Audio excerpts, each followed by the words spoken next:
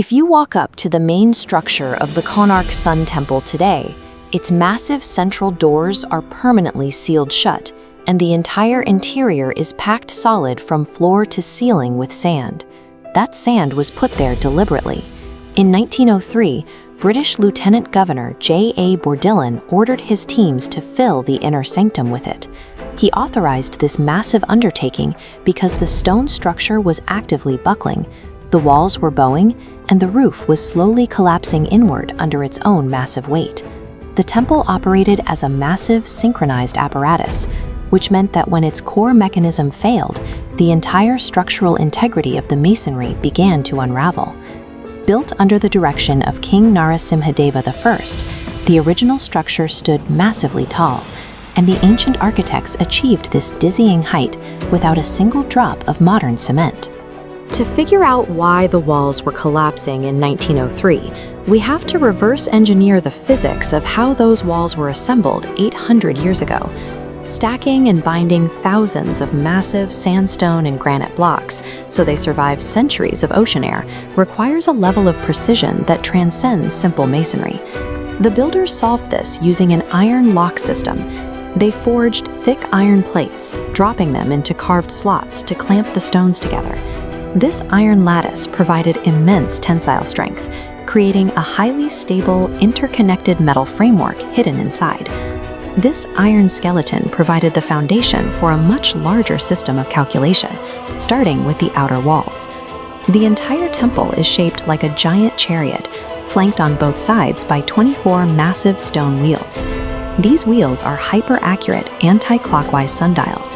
The 8 main spokes divide the day, and the 30 smaller grooves break those divisions down further. Placing a finger in the center and in the shadow calculates the exact time down to a 3-minute interval. The chariot is also drawn by 7 stone horses.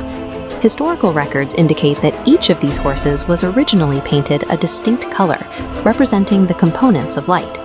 These 7 specific hues align with the colors Isaac Newton would identify as the components of white light in 1666. The builders of Konark recorded this astronomical property in stone 4 centuries before the modern discovery of the light spectrum. The true power source sat at the very top of the temple.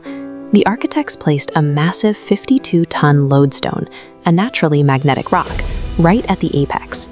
This apex magnet interacted directly with the iron-plated skeleton inside the walls, generating a massive diamagnetic field in the inner sanctum. This balanced the downward magnetic pull with the upward repulsion, holding the central Ashtadhatu idol in perfect suspension, levitating in midair. This magnetic tension did 2 things. It floated the heavy idol, and it actively pulled the heavy stone walls inward, locking the entire building tightly together. For centuries, the machine sat in flawless equilibrium, but that immense invisible magnetic power eventually became a fatal liability. The magnetic field generated by the 52-ton apex stone was so strong that it reached out past the shoreline and into the ocean, actively disrupting the compasses of passing Portuguese ships. Navigation failed. This caused devastating shipwrecks along the coast, and terrified foreign sailors gave the looming structure a dark nickname, the Black Pagoda. To secure their trade routes and save their ships, foreign invaders raided the temple and forcibly removed that 52-ton apex magnet.